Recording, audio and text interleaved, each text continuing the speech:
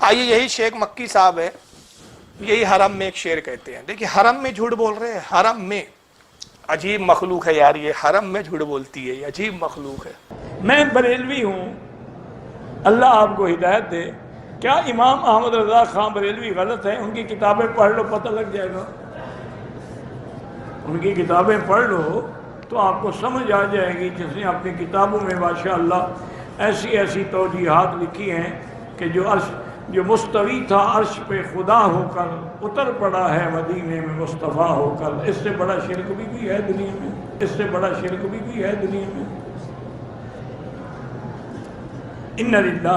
اب وہ مر گئے، اللہ عالم توبہ کر لی ہو. اللہ مرنے والے کے بعد کسی کا گلہ نہ کرے. ویسے بہت بڑے عالم تھے، بھٹکتے بھی عالم ہیں. جاہل کیا بھٹکے گا؟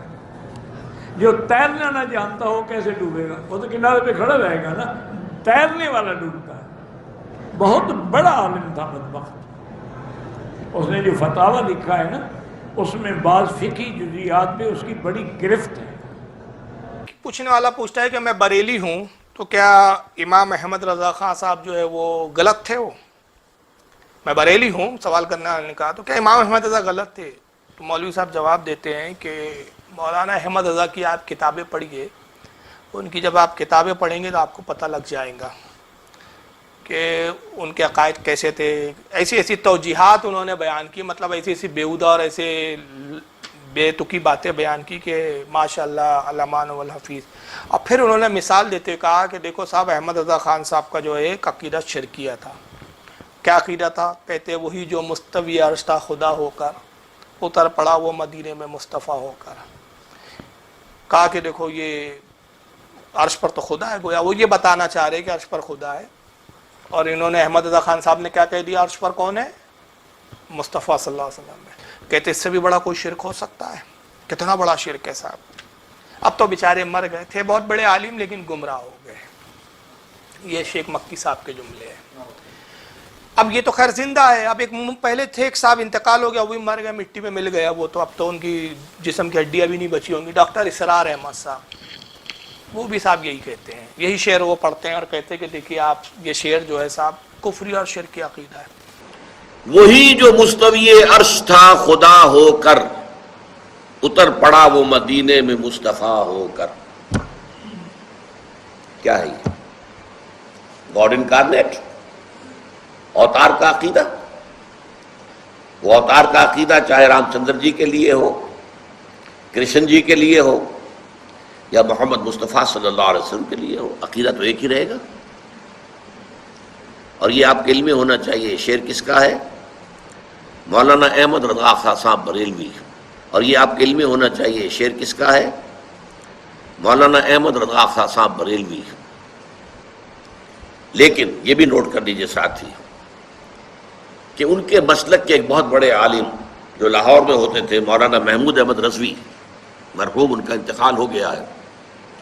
روزنامہ پاکستان میں ایک دفعہ ایک فورم میں بعض لوگوں نے یہ مسئلہ چھیڑ دیا کہ مولانا احمد رضا خان صاحب بریلوی، انہوں نے تو یہ شعر کہا ہے، وہی جو مستوی عرش تھا خدا ہو کر اتر پڑا وہ مدینے میں مصطفیٰ ہو کر.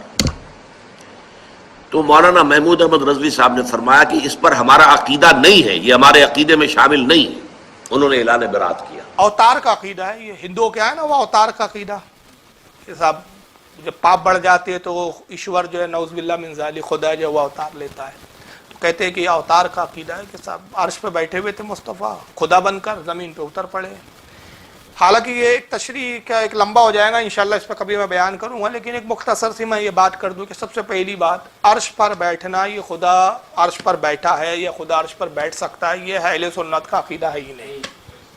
وجہ یہ ہے کہ اللہ تعالیٰ جسم و جسمانیات سے پاک، بیٹھنے سے پاک، جہت سے پاک، سمتوں سے پاک. جب عرش نہیں تھا تب بھی وہ موجود تھا. تو جیسے پہلے عرش پر بیٹھنے سے پاک تھا، اب بھی عرش پر بیٹھنے سے پاک ہے. اور ہر چیز کو فنا ہے سوائے اللہ کے. تو جب سب فنا فرمائیں گا تو عرش کو بھی فنا کر دیں گا. تو جیسے عرش کے پہلے عرش پر قرار پکڑنے سے بے نیاز تھا، آج بھی بے نیاز ہے. عرش کے فنا کے بعد بھی وہ بے نیاز ہوں گا. اور اگر یہ عقیدہ نہ رکھا جائے تو بہت سارے پھر الزامات آئیں گے، بہت سارے جو ہے غلط اعتقاد آئیں گے کہ اللہ پھر معاذ اللہ کیا تھک گیا اس لیے بیٹھ گیا، یا پھر عرش فنا ہوگا تو پھر عرش سے بیٹھنے سے محروم ہو جائے گا، تو اس وقت اس کی کیفیت کیا ہوں گی؟ تو اس کی ذات میں تغیر پایا جائے گا، اور اللہ کی ذات میں کوئی تغیر نہیں ہے۔ لیکن اب یہاں ڈاکٹر اسرار صاحب بڑے طاؤ میں کہتے ہیں آپ کو معلوم ہونا چاہیے کہ یہ شعر کس کا ہے؟ یہ مولانا احمد رضا خان صاحب بریلوی کا شعر ہے۔ کس کا شعر ہے؟ آپ کے علم میں ہونا چاہیے بات، حالانکہ افسوس کی بات ہے بیچارے اب مر گئے، مٹی میں مل گئے، اور اللہ جانے کس عذاب سے گزر رہے ہوں گے۔ خود ان کے علم میں نہیں تھا کہ یہ شعر اعلی حضرت کا نہیں ہے، یہ لوگوں کو بڑے طاؤ میں کہہ رہے کہ آپ کے علم میں ہونا چاہیے کہ یہ شعر مولانا احمد رضا خان بریلوی کا ہے۔ اور یہ بیچارہ شیخ مکی، یہ تو اندھا معذور آدمی ہے، حرم میں بیٹھ کے ابو جہل والی حرکت ہے، اس بیچارے کو بھی نہیں معلوم کہ یہ شعر اعلی حضرت کا۔ میں نے کہا نا پہلے جھوٹی کتاب گڑو، جھوٹے شعر کسی منسوب کرو ادھر ادھر کے، کئی کی بھی لاؤ، کسی پہ بھی تھوپو اور اس کو مشرک قرار دو، اور اللہ کے رسول فرما رہے جس کو کافر کہا وہ کافر نہیں تو کفر کیا ہوگا؟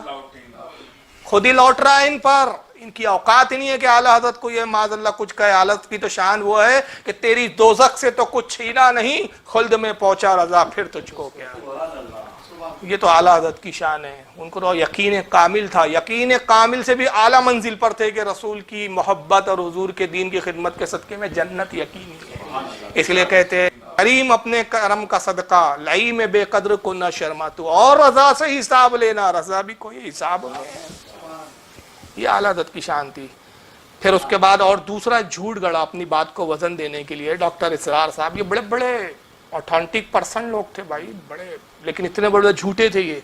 لیکن صرف کیا تھی؟ بولنے کا ایک اسٹائل، لوگ اسٹائلوں پہ فدا ہو گئے صاحب، اور سمجھ نہیں پائے کہ کتنے جھوٹے اور مکار لوگ بیٹھے ہیں ممبروں پہ اور خطیب بن کے خطابتیں کر رہے ہیں۔ ہم مر گئے اب یہ تو، لیکن شیخ مکی تو زندہ ہے۔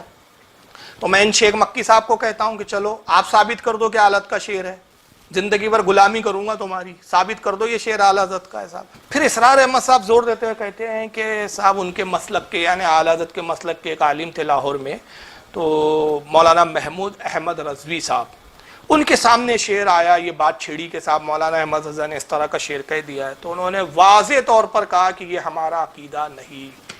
بات تو بات کی ہے جی، عقیدہ نہیں، پہلے تو اعلیٰ حضرت کا شعر ہی نہیں، تو یہ قصہ بھی پورا کر ڈالا اس کے لیے۔ اب میں آپ کو بتاتا ہوں کہ یہ شعر ہے کس کا۔ یہ ہے میرے پاس اوریجنل کتاب، اوریجنل جی، دیوان آسی۔ کہاں سے چھپی ہے صاحب؟ یہ انجمن فیضان رشیدی، مٹیا بروج، کمرہٹی، کلکتہ، انڈیا کلکتہ سے چھپی ہے۔ یہ ہے دیوان آسی المعروف بہ عین المعارف۔ کس کی لکھی ہے؟ مولانا شیخ عبدالعلیم آسی غازی پوری۔ ان کی ولادت 19 شعبان 1250 ہجری کو ہوئی تھی۔ حالانکہ ان کے شعر میں جو ہے تعویلات ہے، اور علماء نے تعویل بھی پیش کی ہے اس کی، لیکن یہ شعر اعلیٰ حضرت کا نہیں بلکہ کس کا ہے؟ ان کا ہے، دیوان آسی میں، دیوان آسی کے اندر ہے۔ اس کے اندر یہ شعر ہے، پورا انہوں نے جو ہے وہ شعر لکھا ہوا ہے۔ تو خیر میں پڑھتا لیکن وقت زیادہ ہو جائے گا۔ تو یہ دوسرا ایک انہوں نے جو ہے فریب سے کام لیا، دوسرا ایک مکر کھیلا کہ پہلے جھوٹی کتابیں گڑی گئی، کوئی کتاب میں اور تھا، کسی اور پہ کچھ منسوب کر دیا گیا، جیسے کہ سیرت غوث پاک ایک کتاب کا میں نے حوالہ دیا، شیخ مکی صاحب کا بیان کیا کہ صاحب ان کا بھی یہ حال تھا کہ اعلیٰ حضرت کے کھاتے میں کسی اور کا شعر پہلے ڈال دیا اور اس پر پھر شرک کا فتویٰ لگا دیا۔ اور کہاں بیٹھ کے کہہ رہا ہے یہ؟ اسی لیے ہم کہتے ہیں کہ اب یہ نہ دیکھو کہ صاحب حرم سے بول رہے ہیں تو جھوٹ کیسے بولیں گے۔ بہت سارے لوگ لاتے نا، یہ مکے کا عالم کیسے غلط ہو سکتا ہے، مدینے کا عالم کیسے غلط ہو سکتا ہے۔ ارے اللہ کے بندے، ابو جہل مکہ میں ہی رہتا تھا اور سب سے زیادہ جھوٹ وہی بولتا تھا۔ ابو لہب بھی مکہ کا رہنے والا تھا، جھوٹا تھا مگر مکار تھا وہ۔ عبداللہ ابن عبی منافق مدینے میں رہتا تھا، اور صرف مدینے میں نہیں رہتا تھا، نبی کے پیچھے نماز بھی پڑھتا تھا، نبی کے پیچھے صحابہ کی جماعت میں شامل ہو کر نماز پڑھنے کے باوجود بھی منافقت کرتا تھا۔ اور اسی مکہ میں، اب آئیے اب یہ بات میں دلیل دیتا چلوں، اسی عرب کی زمین پر، اسی مکہ میں جہاں قرآن کا نزول ہوا، وہیں پر اللہ رب العزت نے یہ آیت بھی نازل کی ہے، اسی جگہ یہ آیت نازل ہوئی۔ وہاں کیوں نازل ہوئی جب وہاں کوئی جھوٹا ہی نہیں ہے؟ تو تم تو کہہ رہے ہو نا کہ مکے میں جو بھی ہے سب سچے کی اولاد ہے، کوئی جھوٹا ہو ہی نہیں سکتا۔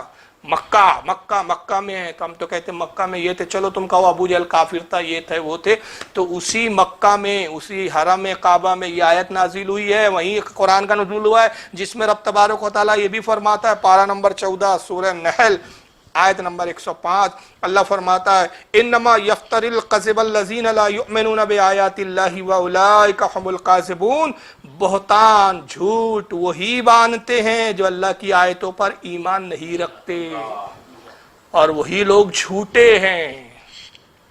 اللہ کہہ رہا ہے بہتان کون باندھتے ہیں؟ جو اللہ کی آیتوں پر ایمان نہیں رکھتے، جھوٹ وہی باندھتے ہیں، بہتان وہی باندھتے ہیں۔ یہ آیت کہاں نازل ہوئی تھی بھائی؟ ہندوستان میں کہ پاکستان میں؟ مکے میں نازل ہوئی تھی نا، مدینے میں نازل ہوئی تھی نا، عرب میں نازل ہوئی تھی نا۔